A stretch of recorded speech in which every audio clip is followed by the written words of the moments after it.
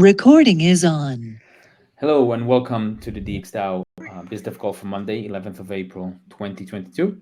On the agenda today, we have DuDAO that's here, who's going to present about streamlining member onboarding. There's a DAO talk post that I'll link in a second that goes along with it. Under DXbiz discussions, we're still talking about the DXDAO participation in Agave, continued from last week. Under DX events, we have next week. Yeah, I think it's next week. Lots of people are going to be in Amsterdam. And yeah, under DX Ventures, we have a few opportunities, Charmverse being the main one. And yeah, we can discuss that too. So I guess without further ado, DuDAO, do you want to present, Robin? Sure, thanks. Uh, I'll give a brief introduction about me. My name is Robin Nagpal. Uh, I have around 15 years of development experience and have worked with all size of companies like small startups, like large, super large companies like MetLife and all. I'm originally from India. I graduated from there, worked like for around 5 years in India, and then around 5 years in US. And for the last 5 years, I've been in Canada. I explicitly chose to work with startups for the last 7, 8 years because there's a ton of like learning involved, and the environment is a bit different, right? Like the pace is quite high, which I like. So now I'll share about DoDAO, what it is. It is an onboarding platform, but before I go to the onboarding part, I'll just give a brief background about it. So I came to know about like smart contracts and all in around like a year and a half ago. And then like I immediately had the conviction that it's going to be the future of the financial industry. And I had a similar conviction on DAOs like around 6 months ago. So I thought like let me just write down like all the interesting frameworks, all the DAOs and all that exist, and that also matches my core philosophy, right? Like I particularly want to have a place where we have local economies at the same time we don't have any borders and all, right? And local economies to have a community sort of thing, right? But no borders because there's so that to avoid any conflicts and all. So that's my core and like core belief, right? And co-ops they align a lot with that core belief, and then DAOs is sort of like 10x of co-ops, right? So it immediately aligned with my vision and like what and my values and all. So it was very clear that I wanted to work in this domain. So I started writing about like how, different type of DAO frameworks, different type of DAOs, how they govern and all. Some of these articles are like very elaborated ones, and like some of DAOs are really very good, right? Who are doing excellent work. DX DAO being one of them, and about all type of news also. Like legally, there's very less information available. So then I started like, okay, there is less tooling available on the DAO side. I started with a quite big scope, and from that quite big scope, I thought, okay, I'll just do the onboarding piece. It's simple. Let me get started with it. But while working on the onboarding, I knew that it's not present. It in itself is a huge thing, right? So I start with the onboarding platform, and I'll demo the product now. So basically, when we click on join DAOs, we land onto the platform, which is the onboarding platform. Here we have different type of DAOs listed here. For each DAO, basically we have onboarding guides. Onboarding guides are like step by step procedures that how exactly a member, right? They can get basic information about the project. They can know how to contribute. And the third thing is they know about the rewards, and fourth is the guides should also be able to capture the user information so that if we need to contact the user. So here, if we go through these guides and all, we ask the questions. So user has asked for that information. Maybe I'll try to complete a guide for Yearn Finance. It's maybe completed like yesterday, so I'm a bit familiar with it more. So what is Yearn Finance, and like what are the like who is responsible for in the governance? So it just makes sure that the user is going through all the necessary information, and the same questions are not asked. But this is not to judge or like test the user, right? So we are not testing the skills here.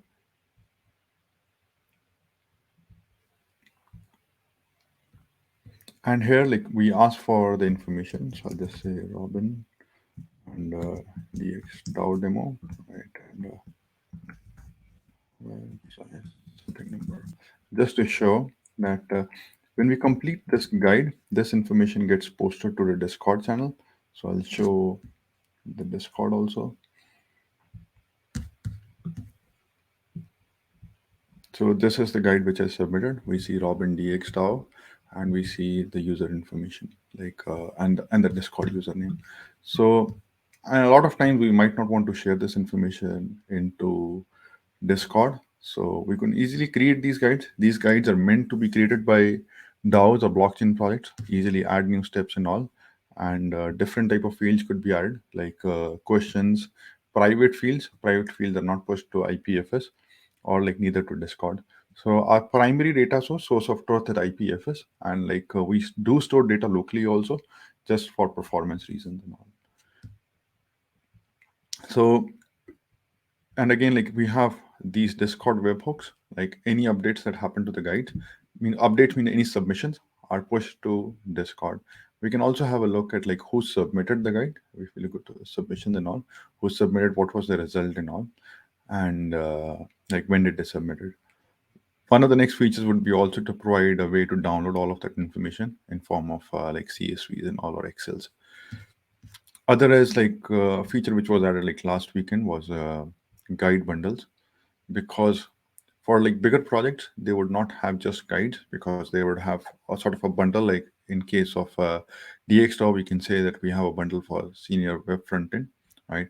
So we have a guide for about, so this bundle would have few guides, right? One is about DXDAO, which could be shared across multiple bundles and all, and then the specific one for that bundle. And these bundles and also could be easily configured. We could just select like what guide and all we want, and in that way. So, and we are also targeting other blockchains. It's just not Ethereum. So for Solana, we have integration with Solana wallet. So this is Phantom wallet, and we could have other type of wallets also, which we could log in with. And then same for Near. For Harmony, like the wallets are same, but we created a separate site for Harmony. So this is on a high level about the product, like just like I just talked about the most important feature, but there are plenty of other nice like features and all, which is like fancy feature like theming, notification, and all that. And I started on this product like in coding on this like starting of Feb, right? Sort of like most of the MVP was done like around 6 weeks and all, most of the product, and like me working part time on it. So if there are any questions on the platform, like we can discuss that, right? Otherwise, I could just quickly walk through the presentation also, like where I could talk about the next milestones, the vision we have, and yeah, and what we are exactly, how we're trying to have the structure of DoDAO. Yeah, you could also do the presentation, and then in the end we'll do the questions and answers. Yeah, Cool. I think that could work. Yeah, so this platform was done like around 2 to 3 weeks ago, right? Like when I started reaching out to DAOs or blockchain projects, and the feedback was really good. Like I talked to around 12, 13 of the projects. Around 8 of them straight away said like this is exactly what we're looking for, right? Without much features and all. Like couple of them said like the guide bundles came out of that one of the feature requests which was added. Interaction with the Discord is another feature that came out after the feedback. There are a few more features we want to add, like a couple of small features, right? But on a high level, this is what they wanted, right? But the question could be, and like the question for me also, that if they're interested, why are they not using it? Like what's stopping them using it, right? So even I asked the same question: what is stopping you from using this platform as it is on day one? So when we talk about onboarding, on maybe I'll talk about in the presentation, right?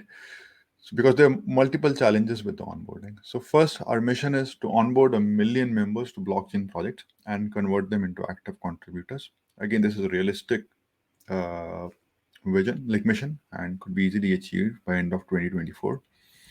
Our like focus has been DAO so far, or blockchain projects, but our vision is to help members find the projects that they're interested in working and which matches their values, their interest, and their availability, and earn partnerships in them. Like um I like projects. Like for me, I like software development a lot, but I have secondary interests also.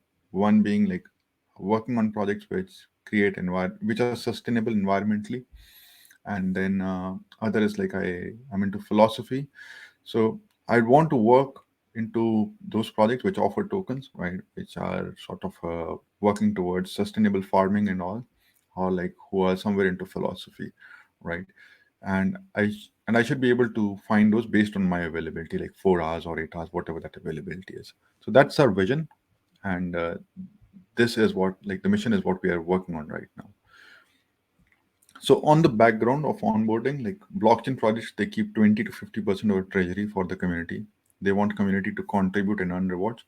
And reason is they keep it for the community because like the token needs to be spread across, and the best way to spread across is allocate to the tokens to the member who are interested, who believe in the project.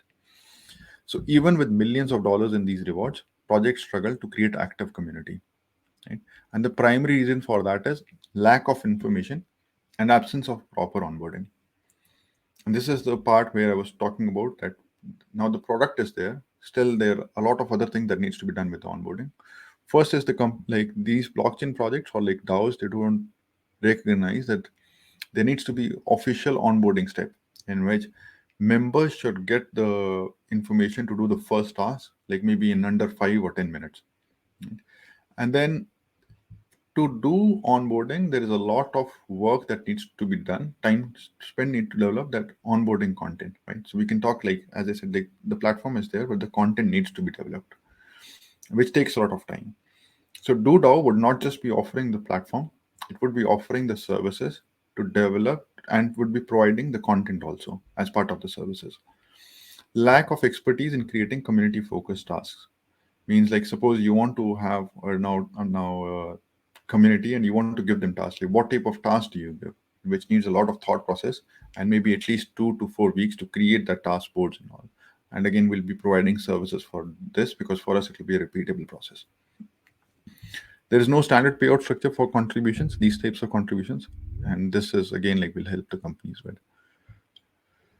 So DoDAO onboarding platform right now, like the platform, it's what it is at this moment, which is provides onboarding information in the form of interactive guides. These guides contain onboarding content, form, field, and quizzes. So project owners know who completed the guide with what score, and guide submissions can be sent to Discord. This is like existing what it works. This is on high level what the project would look like by end of the year. By end of the year, like so if you see these projects, like if we click here, so we would have this as a subdomain of any of the projects.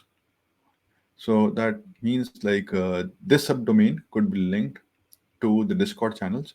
So there could be a Discord channel which says onboarding, which could link to the subdomain. Users could land here, and when we set up the subdomain, this outgoing links would be removed. And we already have a feature, it's not rolled out, which is applying the theming specific to the project also. We could easily change the theming and all, and like we have like maybe around 50-100 themes and all, which we could apply depending upon the project's own theme. So this is the subdomain from where the users would be coming. So this is the primary gateway which we think would be there.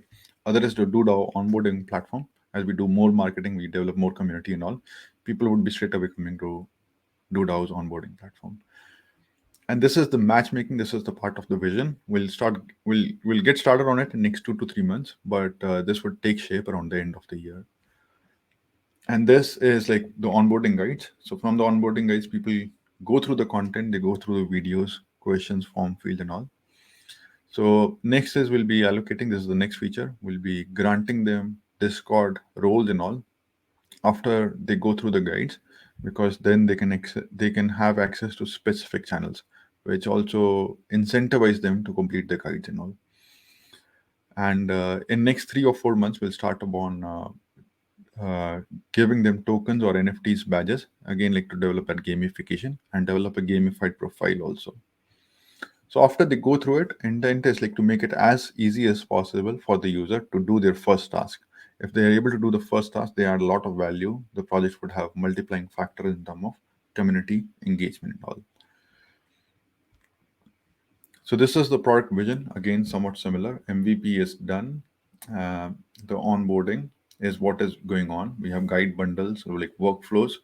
which is included in guide bundles, is in progress and giving that access. And dashboards are also very important because we should be able to see that how a specific guide is performing, whether it's performing well, and like where the users are dropping and all. So we'll start on that as well now. And then like maybe in 2 to 3 months, we'll start on doing the NFT POAPs and giving the tokens and all to the users who complete the guides. And around the end of year, we would have something significant, like something tangible for the matchmaking part also, which is helping the users find the projects which they are interested in, like which matches their interests and all. So the business potential, like even taking like very conservative numbers, right? There are 500 DeFi projects that have total lock value of greater than 1 million, means their actual valuation would be much more. There are 2,000 blockchain projects, which includes DeFi, NFT, Metaverse, which are like well-funded projects which want to give rewards to the community. And these are projects like there are a lot more projects, but at least this would be the number who want to give rewards to the community and engage the community. Our pricing would be between $5,000 to $50,000 for the product and services. Initially, the focus would be a lot on the services. As we do the repeatable stuff, we'll have repeatable content and which the companies can go through, and the focus would be more and more on the product. So stage one was initial homework, like getting the feedback, like what needs to be developed and all, which was done. And starting from Feb to around mid of March was done with the MVP, or like around end of the March.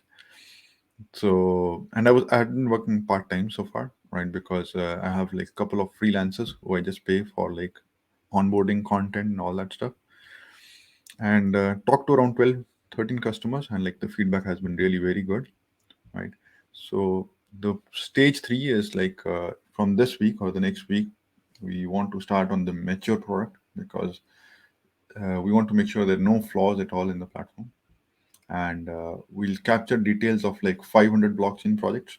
Already on the platform, we have around maybe 60, 70, but 500 could be easily achieved. And 1,000 guide completions, this could be done if we have like a couple of big projects, would be easily done. Funding is needed. We were initially thinking, I was thinking that it would be self-sustaining because it's more of a services. We can start getting the services and all, and then. But I think we would go for the pre-seed funding in the next couple of weeks or this week. Next is onboarding for 10 blockchain projects, and very hopeful that maybe 2 or 3 projects would convert from the ones which we already talked to, right? So the intent is in next 6 weeks, we get at least 10 projects whom we are engaging, helping with the full onboarding. And out of them, 3 are unicorns, like huge projects. So competitive landscape, there's DAO Lens. If you look at this site, it almost looks similar. They're doing the onboarding, but they don't have any platform and all. Level 1, I know their GitHub repository. I could look at the code. They're doing some development, but nothing that's live right now. Just a bare minimal development has been going on. DAO Central is a nice project, but the vision is different. They're just more working on listing of the DAOs and all. They're live, but the functionality level is a bit nice. But the current status is not much, right? They're not contributing too much. There's Autospace, which I heard like they recently got funded. They are not live, and the current status is they are active, means like because they got funding and all. So here, like this is all realistic. Like the functionality level, we are way ahead. Content quality is also way ahead, right? And the technology side and content side, we are all doing great stuff. So this, like, I have already worked with onboarding startup before, so I know how that works on the guides also with Swipe Guide.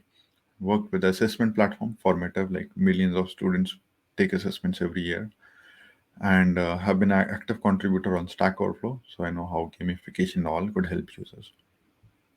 Very active contributor on code side and all, like primary or developer, right? Contributing a lot of code every day. So the structure that we want to make in next 2 to 3 months would be like sort of a foundation team of 4 to 6 members and an actual DAO, right? Because we would fail if we don't create a DAO also for us. So we want to create like the team that does like provides the services that needs to be sort of decentralized, autonomous, so that that moves with high pace, right? And there could be a lot of people who could be involved. They would help in creation of the guides, video editing, and all, like creation of the educational content, onboarding, coaching, and all. And these are the milestones, like starting from this weekend, right? We would work on these functionalities, creating guides for like 100 projects at least, like right now. And yeah, as I said, like by end of June, it would be done to 500 projects. So we'd start creating guide bundles and all also, right? And refining those functionality, and create a one autonomous team, which is for the content. And we have been a bit slow on the educational side because focus has moved to product, but this is where we want to go back again and start writing a lot of articles and doing educational videos as well. And this is the expanded scope, like June to July, and then towards the end of the year. And these are all realistic stuff that we'll be doing, nothing like too much extrapolated. As I said, like our own DAO and our community would play a very important role. So we want to have a diversified team, who would be the DAO team, right? And we would want to make sure 50% are females, 25% of those are fresh, like 25% of the members are fresh college graduates, 25% of the contributors are from lower developing or underdeveloped nations. But at the same time, we want to make sure people like myself, I live in Canada, or people in US or other developed countries, they earn well according to the pay structure in their countries. So we'll make sure that the pay structure is also well for everyone. So that's on a high level about the project. And any questions? Yeah, I would love to answer those.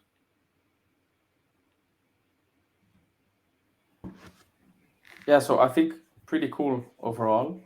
Yeah, what do you think are so? Maybe the first question is: are you part of any DAOs right now? Uh, I think part of DAOs me is contextual question, right? But like, am I actively contributing? Not a lot in many of the DAOs, but I've joined like around 100 Discord channels and all. So I keep track what's going on in those, right? So familiar with around 100 projects. All right, interesting. I mean, I can only follow with like one or two. It's too Yeah, much. yeah, that's why, like, just on a high level, as I said, like, because I think, again, like, being a part of the DAO means I would consider as an active contributor. Maybe in a couple of DAOs, like, I'm not contributing, but I'm always up to date. But on a high level, I just see, like, what is happening on those DAOs, like, about 100 projects or so. Okay, cool. Yeah, Elam, I have a question. Hey, Robin, thanks for that. Super cool. How do you see? So, like, if people come, like, so if DoDAO has the audience, has the attention of like new people coming, exploring Web3, they're like, I heard about DAOs. They either have to find DoDAO or they find communities that they are interested in, and they read about a project and they start to like learn about that project. Like, how do you see the flow happening? Do you see like someone hears about DXDAO in Amsterdam coming up next week, and then they're like, how do I learn more about DXDAO? Like, how do I get involved? This sounds like an awesome project. What can I do? Do you see DXDAO community sending that person to DoDAO, or do you, and because DX, like learning about what to do at DXDAO is there's a lot to learn, and so this would be a cool tool. But do you see the DAOs sending new people to DoDAO, or do you see DoDAO as an additional place that like people in the world, I don't know, in all parts of the world, like hear about DoDAO, they go to DoDAO, they just see DAOs on there, and then they start their journey on DoDAO, and then eventually DoDAO sends these contributors to the actual DAO community where they then can start participating. Like, how do you see the difference in those two flows happening? At least as a starting point, people coming to do DAO would be less, could be 5%, 1%. Right off the bat, it would be people coming from DX DAOs website or Discord. So DXDAO would say like, okay, you join our Discord channel. We have around like 10-15,000 members. Join there. There is a onboarding information there.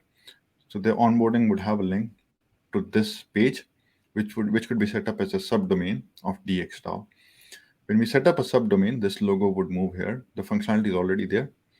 This would go off, and we can apply a theming, and also the feature is done. Like, it needs to be polished a bit more so that it matches the DXDAO side. In that case, because it is important, like any of the blockchain projects, they don't want to lose their members, right? They don't want any outgoing links. So they want the users to be here, complete the guides, and again, at the end of the guide, they would want to have links, right? Which points back to the real documentation, which is like about the project, or about helping them complete, like about giving the information about the first task, right? The task which they complete, pointing them to the actual task and all, or giving the names of the members they should talk to. So yeah, so the question is, like, the answer is that people would be coming from the Discord channels or the Notion documentation and all to the to the to the specific page that would be created for the project, right? Which would be a subdomain. Gotcha. So we can keep this experience in DXDAO's home landing area and direct community there, but then keep them within the ecosystem using the kind of white label feature. Yeah, exactly. Use it as a white label. Yeah, we currently have this issue. If we post promoted posts about actively looking for new contributors for certain roles, we have this problem of, like, out of 100 applicants, only about just few of them are qualified, and it's a big strain. Like, the first problem is those candidates themselves finding it hard how to navigate among all of our social media, like Keybase, Discord, Twitter. They don't know where to join, whom to contact, how to present themselves.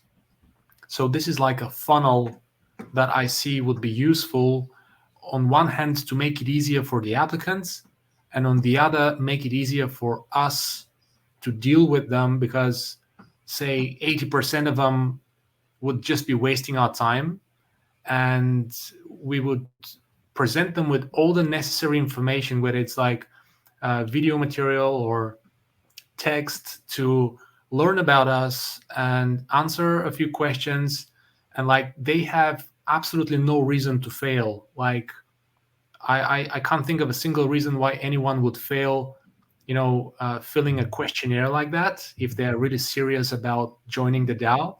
So if we are like posting an advert for a position somewhere, we could post the link onboarding.dxdao.eth.limo.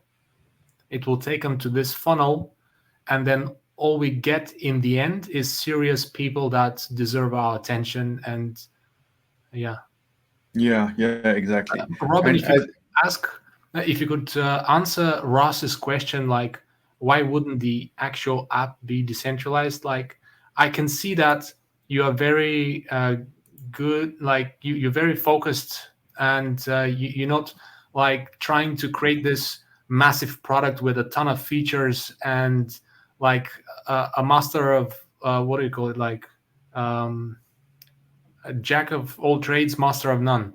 But your product is actually the opposite, very specified, does one thing and does it perfect. But so maybe in the beginning, this decentralized setup may not do you justice to be efficient in building it, but later on, what's your plan on decentralizing it? yeah, I think decentralizing is also, to what level do we want to decentralize it? For us, decentralizing is part of the day one, right? Because unless we ourselves do it, we would not be able to help anyone, right? Now, I think if we have, as I said, like the services and all, which would be provided, because one is product, other is the services part, all the help which we do. And it has to be done in this way, right? Because creation of these guides, we would want to have like a lot of people doing this, right? And it's sort of a reproducible thing. A lot of people needs to do this. And so this would be done in an autonomous way that would help us scale. This would be purely decentralized, this part, right? So I would say like initially 50% of the part is decentralized. This, the foundation part is, which is the product side, is not decentralized for sure. And the reason is the speed that which we want to move, right? So like I would write like code, like I would just do like huge batches of the code like every weekend, right? Can I do those huge batches with engaging a larger community and asking them to do smaller tasks? Not possible, right? And we could also look at some of the projects they're doing really good, right? Which have excellent vision. Like Maker project, I look up to them, right? They are doing excellent stuff, like great technology, great vision, operating in a great way. So we can learn from them, right? But they started with the product first, because once you have a product, like for me, if I would have started from a decentralized team from day one, that means a lot of talking and less building. But once you have something built, people could relate to it, right? They would be joining that team. So we want to have things moving first, develop something first, like have the whole model in setup, and then slowly it would go fully decentralized.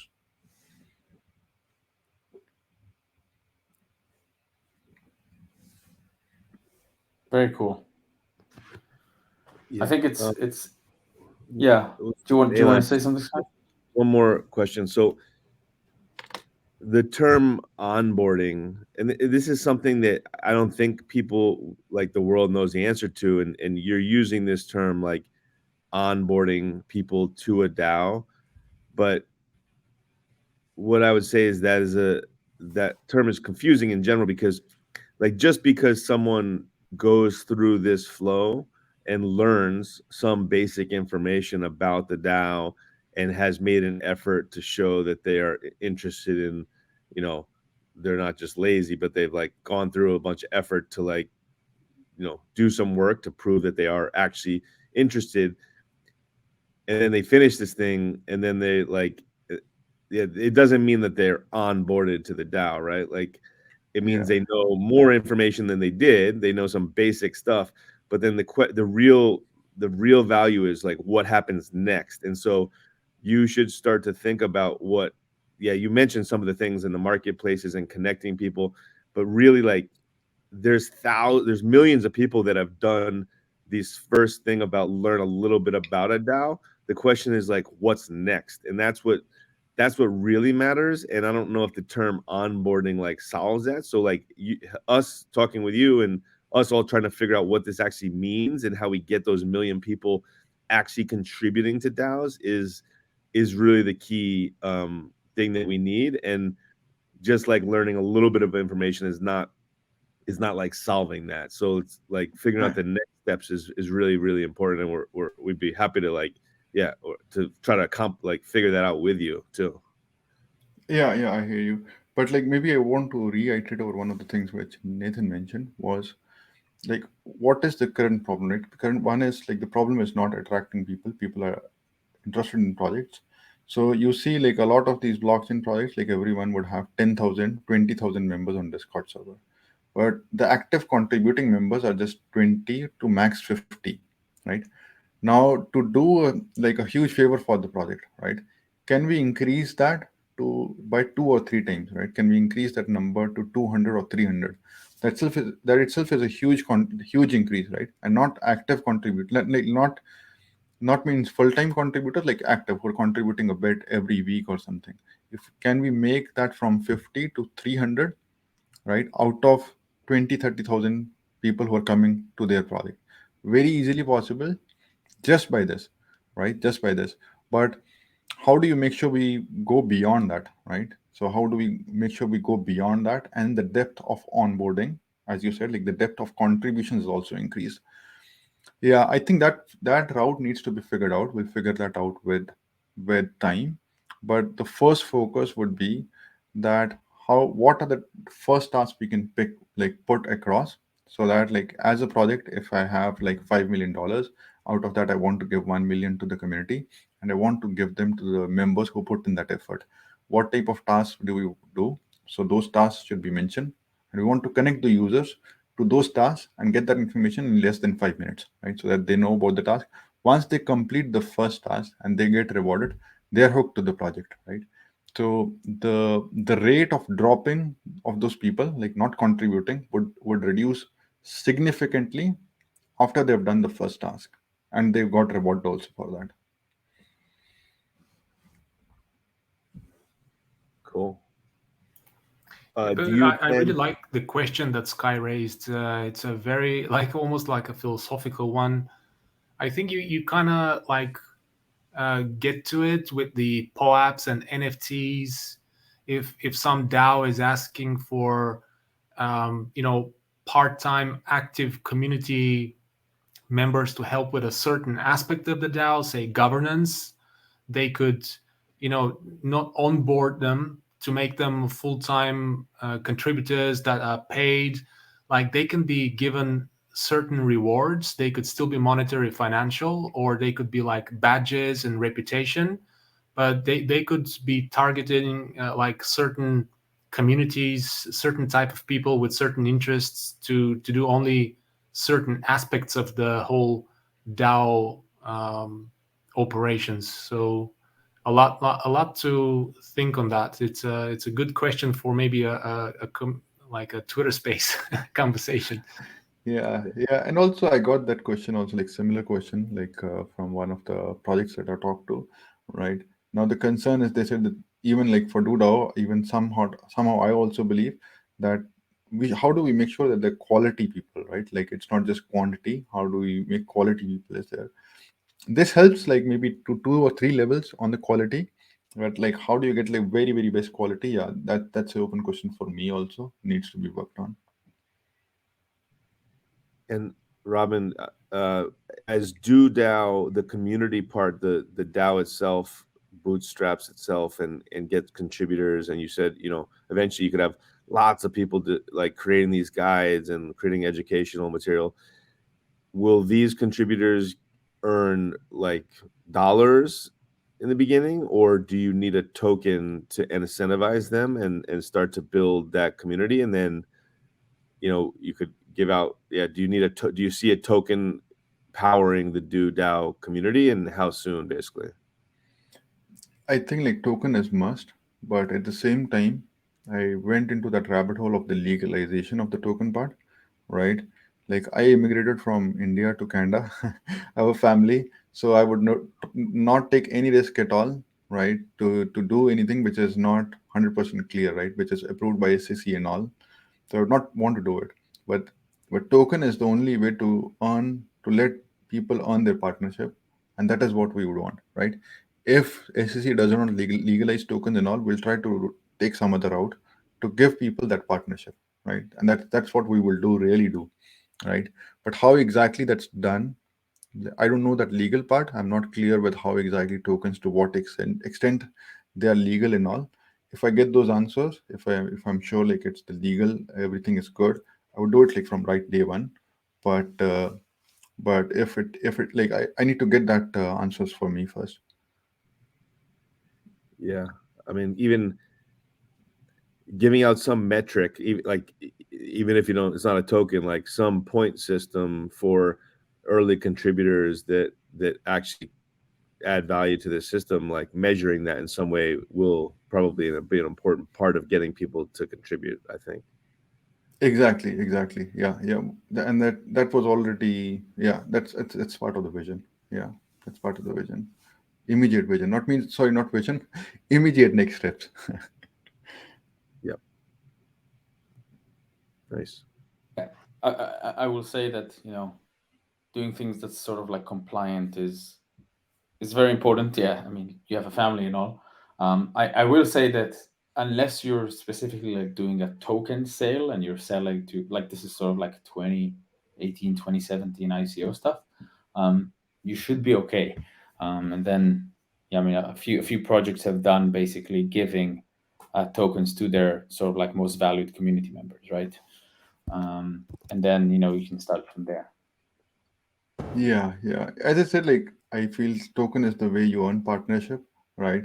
But we just need to do it legally with confidence. And whenever we develop that, if that's developed, like when we know how that would work, right? As do DAO, gradually reach there. If we reach there in 1 month, then we could do that. If we want to take our time and be develop that confidence, develop that framework, and make sure it's done in a way that people who have engaged with us, they feel fair about the full process. If it takes like 1 year, I would want to invest that 1 year, but come there. But it has to be partnership for everyone.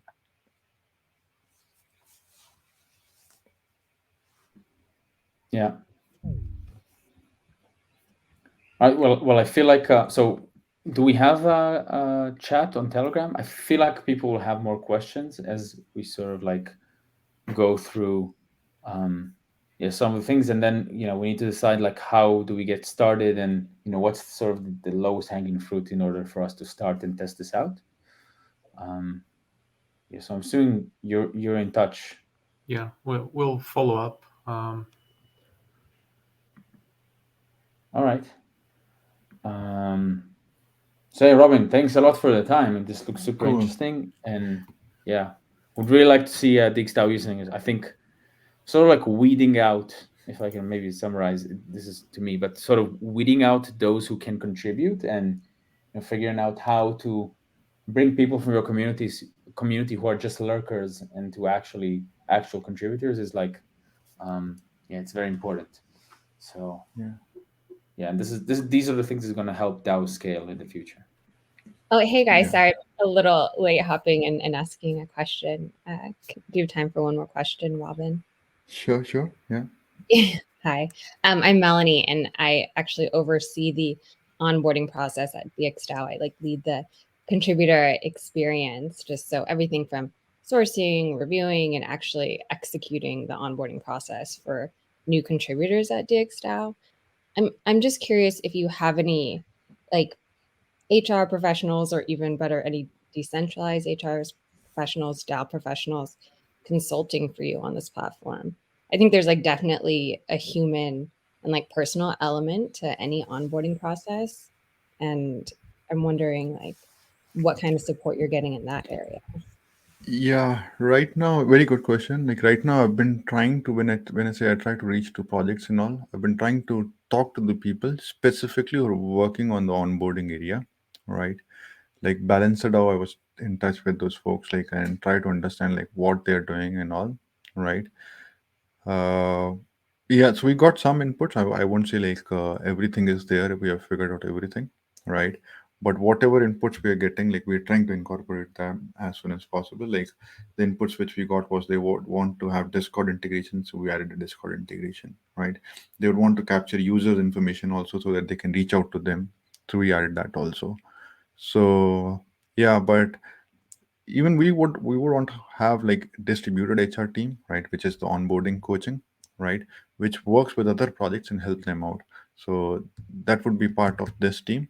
But before that, before doing the coaching, we need to develop the coaching material for ourselves, right?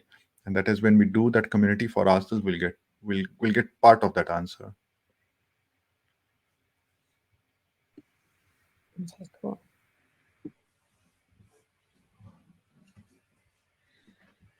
Awesome. So yeah, thanks a lot, Robin, for the time. Do we want to talk about the Agave auction right now? We don't have much time, but yeah, I don't know if Yeah, just real quick on that, I guess. So interestingly, the Gnosis DAO had a community call this morning, and the focus, well, one of the focuses of it was they had Agave join, Luigi, and Richard, head of tech at Gnosis, and Luigi Lemon had kind of one-on-one discussion back and forth. It was, their Gnosis DAO was also experimenting with Twitter Spaces apparently, and no one could really ask questions. They were saying ask questions in Twitter. So it was just really a one-on-one conversation with some interesting things and some tough questions by Gnosis, asking why, give more reasons why they could support Agave and make an investment.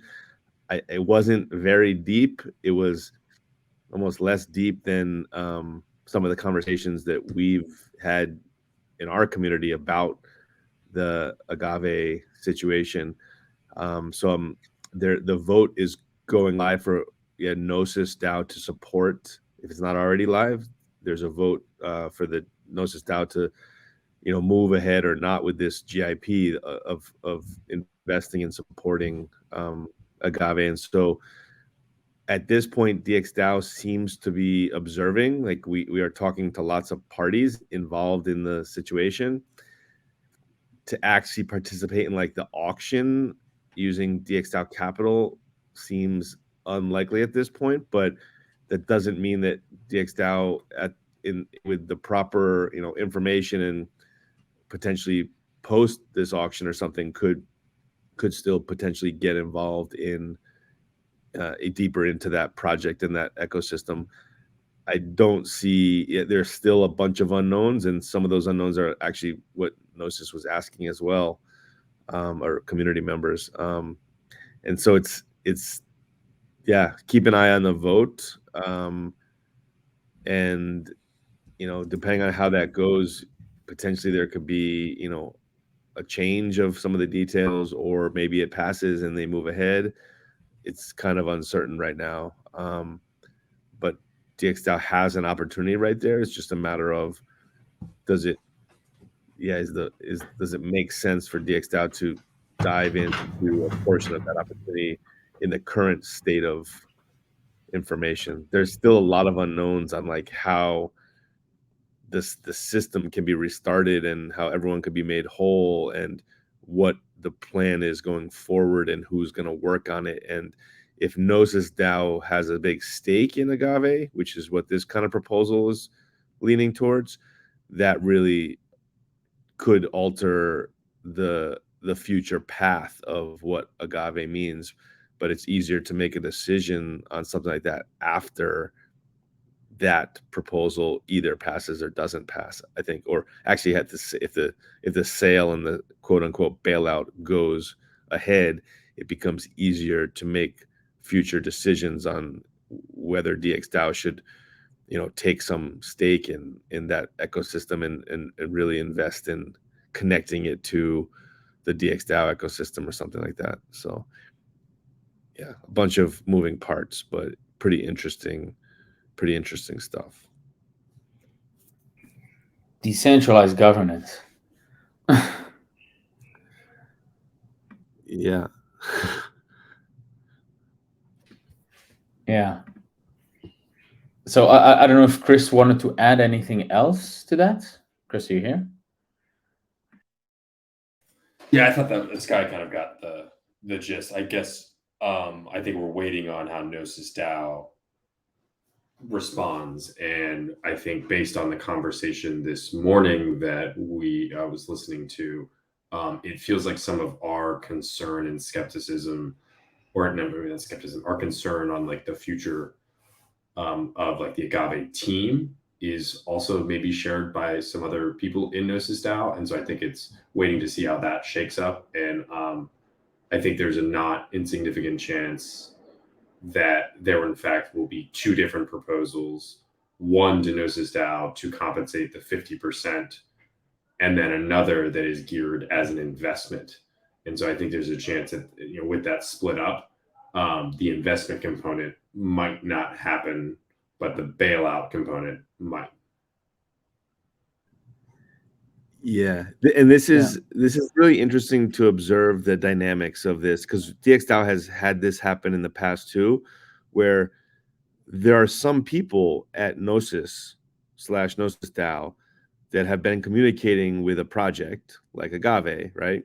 And we've had this happen in DXDAO as well, where you're doing negotiations and you're moving something along, but at the end of the day, Gnosis DAO, which is all GNO holders, and there's massive GNO holders that have not been involved at anything to do with the negotiations or the progress of moving things along, that when it comes time to vote, people with big GNO holdings come and they look for the first time at this deal, and they just read what they can read, and they see what they can see, and then they ask questions, and they ask good questions, and it's very easy to always come up with like unknown, unanswered questions, and that can kill momentum of something that is moving forward.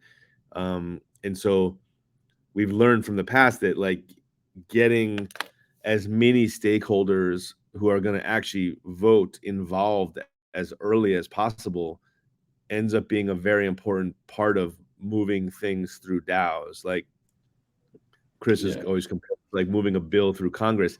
You can't just like bring this thing to like vote in Congress if you're not pretty confident that you already have the support of a lot of the biggest voters. And so I'm slightly worried that it's could get hung up quite easily because it's very new for a lot of people that are seeing it for the first time. Yeah, well, I think it also highlights like obviously some differences or a contrast to governance process because I think we actually don't know, Sky, that those big GNO holders have not formed opinions. I actually think they maybe have, and they're following this very closely. They're just not choosing to participate in the open governance discussion regarding that. And like they're not, I don't know if they're voting on that poll or whatever, but clearly if there is some discussions going on, that's not happening through the natural governance process. I think this is really important this is what sets DXDAO apart, is that as a DAO, people can get insight into our governance process and understand what are the prospects of whatever is on the docket.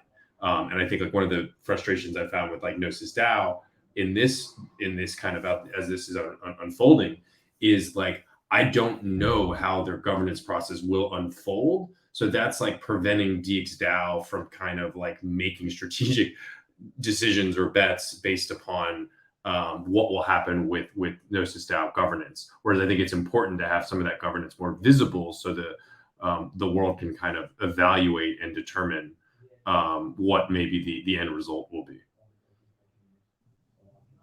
Totally.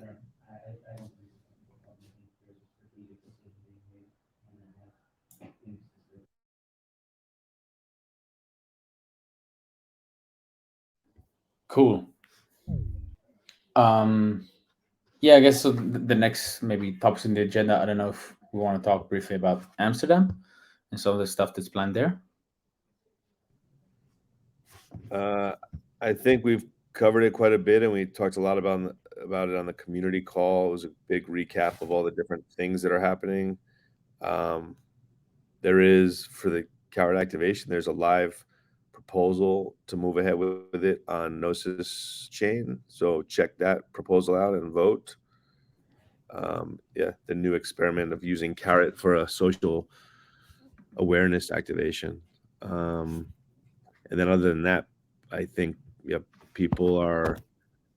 there's still a bunch of unknown, like MEV there's a day around MEV, an event. There's a lot of unknown about who's getting accepted and not getting accepted to attend some of these layer 2 and MEV things. My concern is that a lot of these events are smaller and there's a lot of people, not as many as Denver, but a lot of people showing up to Amsterdam, and there's limited, like even the Taoist is a smaller event than normal. There's a lot of smaller focused events, and so it may be just an opportunity where there's like a whole ton of people in Amsterdam. Not everyone's attending specific events, but there's a co-working space and there'll be a big hub, and it'll be a great way to connect with lots of people and projects, even if you're not attending a specific event. So we can organize, our own little events with different communities and things as well. So, or they can just be like, spur of the moment gatherings and things like that. So it'll be interesting to see. But when you get, thousands of people focused on the Ethereum ecosystem showing up to one city and one neighborhood in a city, like lots of interesting things happen. So just be open to meeting new people and experimenting and connecting with lots of other communities and people.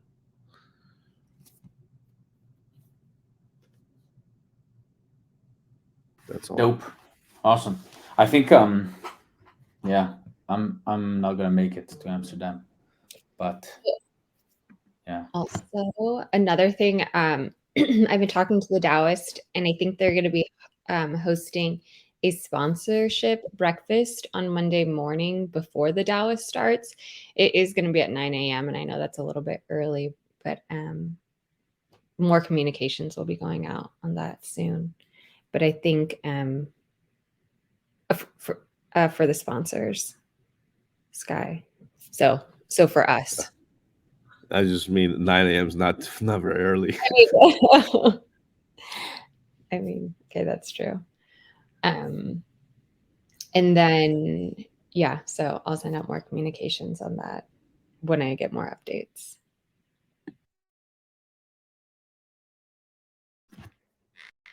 Great. Have fun in Amsterdam, you guys. I'm jealous. But I'll send you pictures from Thailand. Yeah. I don't know if there's anything else people want to chat about, or we can finish. We're a bit over time.